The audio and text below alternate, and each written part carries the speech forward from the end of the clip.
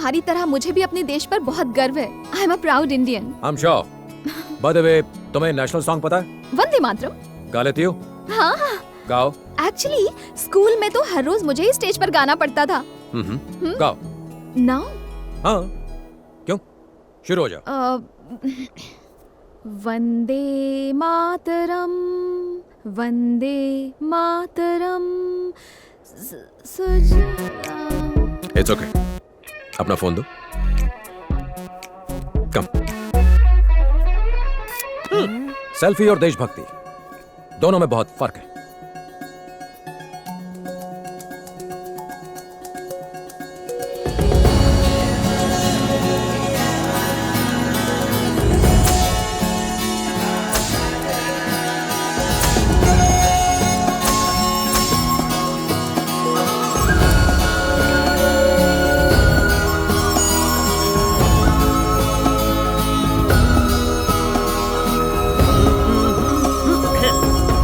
इसकी बैंड बजाता हूँ। मेरी बज गई।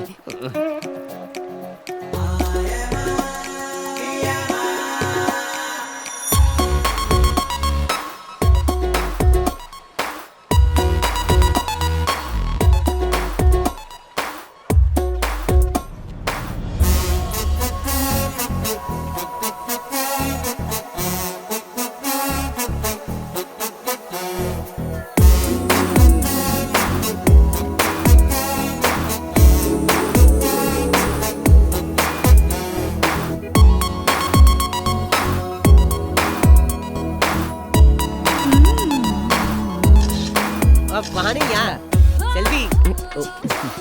ये पकड़ो। Excuse me. Hi. Hi. Can you please stand up? Okay.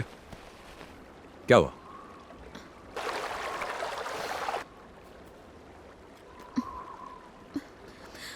Harish. जानू। नंदिनी ने मारी एंट्री। घुमड़ चिक्कर टाकर चिक्कर, घुमड़ चिक्कर टाकर चिक्कर। ये ले पकड़ा भी आता हूँ। I am coming and coming.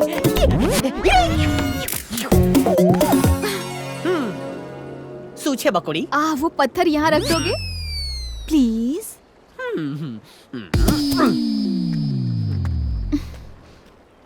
Nandu. हाँ, थैंक्स बोलने की जरूरत नहीं है। थैंक्स तो गैरों को कहा जाता है। हाँ, हम तो दिल वाले हैं। मरी गई। Wish me luck. हाँ, लक। हाँ। वंदे मातरम, सुजलाम सुफलाम, मलयज शीतलाम, सस्य श्यामलाम, मातरम वंदे मातरम, वंदे मातरम। नंदिनी मेरी परमिशन के बिना पत्थर तक नहीं हिलाती। मैं भी एक देशभक्त हूँ, यकीन हो गया? तुम्हारी आवाज बहुत सुरीली है। एक्चुअली स्कूल के दिनों से ही मुझे गाने का बड़ा शौक था। उस दिन तुमने अचानक से पूछ लिया तो नहीं गा पाई। काफी अवार्ड मिले हैं मुझे। आप एक सेल्फी हो जाए। कल ली थी ना? नो नो नो, वो सेल्फी तो मैंने कल ही पोस्ट कर दी थी। देखो हम दोनों कितने अच्छे लग रहे हैं, कितने लाइक्स मिले हैं। हम दोनों की जोड़ी कमाल लग रही है ना? ये कमेंट में क्या लिखा है? शायद मेरे बारे में कुछ। हरीश, मेरे बारे में लिखा है। I'll see you soon. Yeah, I'm coming. Jain sir ji, Congratulations. शादी मुबारक हो। शादी? हाँ? किसकी? तेरी, डॉक्टर नंदिनी के साथ। सही बोला। बैंगलोर में मेरी शादी है। ITC गार्डन या होटल ताज बुक करने वाला हूँ। बहुत बढ़िया। 2000 भारतीयों को इनविटेशन दिया है। ओके। वेज और नॉन वेज खाना होगा और कॉकटेल पार्टी भी। एंड ऑफ कोर्स तुम्हारे लिए नॉर्थ इंडियन स्टाइल का बढ़िया पंजाबी खाना भी होगा। वाह, ये गला पाजी। वो इतना अरेंजमेंट कब किया ये तो बताओ पाजी। अरे अरेंजमेंट तुम करोगे पाजी, मैं थोड़े ना करूंगा। बात कर रहा है। मजाक कर रहे हो पाजी। शादी कंफर्म है। आपके लिए एक लेटर है। हाँ। ओए आ गया, बाजू वाले टेंट से लव लेटर आ गया। वो दोनों मिलके डॉक्टर खेलेंगे। Thank you. जय हिंद साहब। क्या लिखा है? जोर से पढ़ो सर। हमें भी तो बताओ उस लेटर में क्या लिखा है। अरे सर तो चुप ही हो गया। लगता है लेटर कुछ ज्यादा ही रोमांटिक है।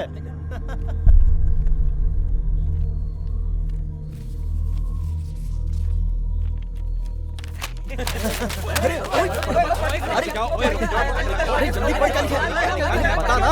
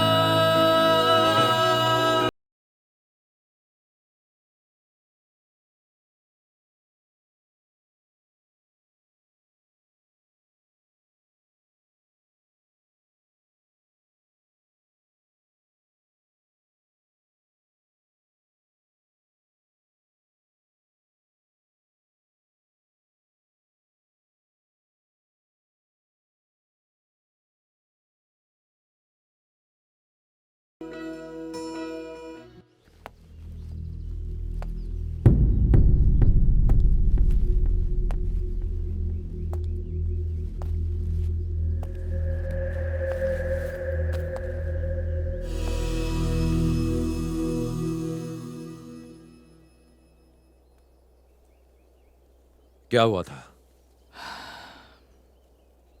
It's clear. He committed suicide. मेरे भाई की किसी के साथ दुश्मनी नहीं थी और ना ही वो कायर था कि वो खुदकुशी कर ले। क्या हुआ था? राम, मैं जानता हूं तुम दोनों कितने करीब थे। I understand. वो मेरी बहन का सुहाग था। इन्वेस्टिगेशन के दौरान मैं वहां मौजूद था। Let's be practical Ram. चीजों को और कॉम्प्लिकेटेड करने से क्या फायदा? भाई होने के नाते मुझे पूरा हक है ये जानने का कि मेरे बड़े भाई के साथ क्या हुआ था। प्रैक्टिकल होकर बात करूं तो मैं तुमसे रिक्वेस्ट नहीं कर रहा, पूछ रहा हूं। What happened? सर हमारे पास कोर्ट का ऑर्डर है, हमें बिल्डिंग तोड़नी पड़ेगी। जो ऑफिसर हमसे पंगा लेता है वो आइंदा कभी दिखाई नहीं देता है। अगर तुम में से कोई मर्द का बच्चा है, किसी में दम है, तो गिराओ बिल्डिंग। हम नहीं गिराएंगे सर, लेकिन हमारे नए डीसी वो आपको छोड़ेंगे नहीं। कौन है वो जोकर? आपने सिर्फ पुलिस की वर्दी पर स्टार्स देखे होंगे, लेकिन इनकी किस्मत में स्टार्स है। अन्याय भी जिनसे कांपता है। न्याय के ऐसे महान देवता है वो।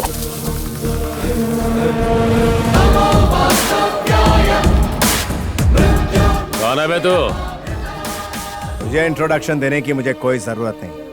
तेरी इतनी औकात नहीं है कि तू मुझे जान सके। शायद तू ये नहीं जानता कि मैं कौन हूँ। तू वो गुंडा है जो जमीन हड़प कर उसी जमीन पर बिल्डिंगें बनाता है। ऐसी जगह ट्रांसफर करूंगा कि पीने का पानी भी नहीं मिलेगा। अगर हिम्मत है तो आगे बढ़।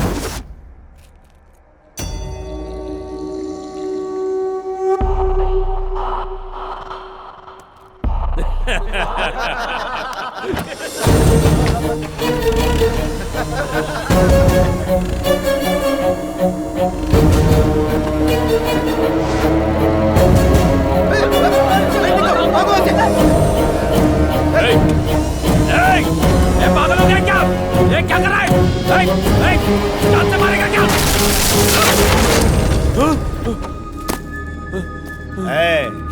5 साल पावर में रहकर जब तुझमें इतना घमंड आ सकता है तो 158 साल पावरफुल पोस्ट में रहने वाले मुझ में कितना घमंड होगा।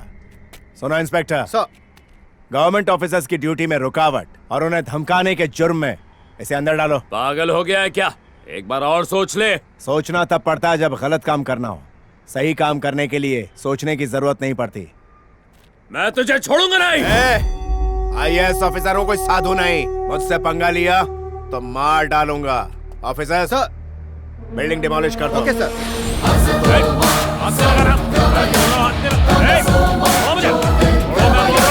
कुछ दिनों बाद वो कॉर्पोरेटर जेल से छूट गया और तुम्हारे घर के बाहर आकर हंगामा करने लगा। चल बाहर आना, चूड़ियां पहनी है क्या? छोड़ो रे। तू बहुत पछताएगा। मैं तुझे और तेरे परिवार को मार दूंगा। तुम्हारा भाई बड़ा गुस्से वाला था। जब उसे इस बात का पता चला तो वो बदला लेने कॉर्पोरेटर के घर चला गया।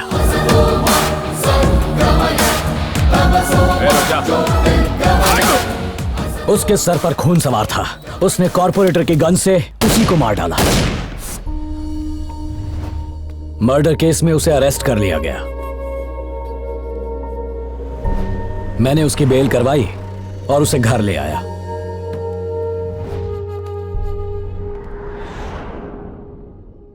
और अगले ही दिन उसने खुदकुशी कर ली।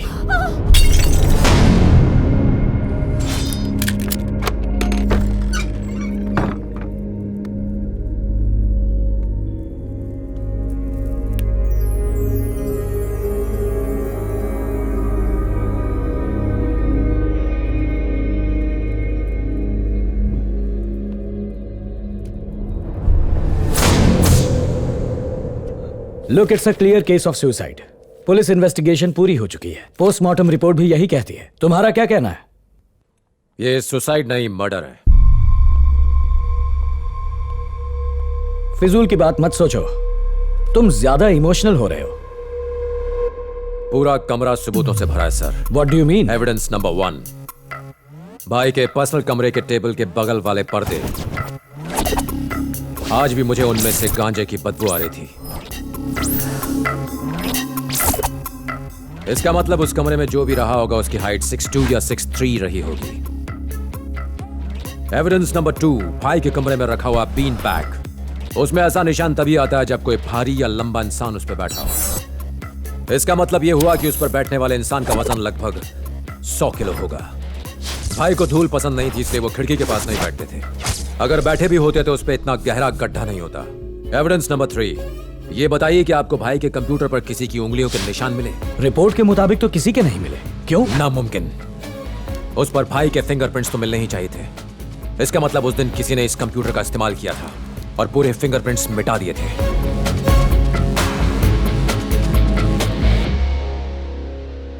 लास्ट एविडेंस है भाई के गले में लगा हुआ फंदा। आपने गांठ पर गौर किया? जिसने भी वो फंदा बांधा है वो लेफ्ट हैंडेड था, जबकि भाई राइट हैंडेड थे।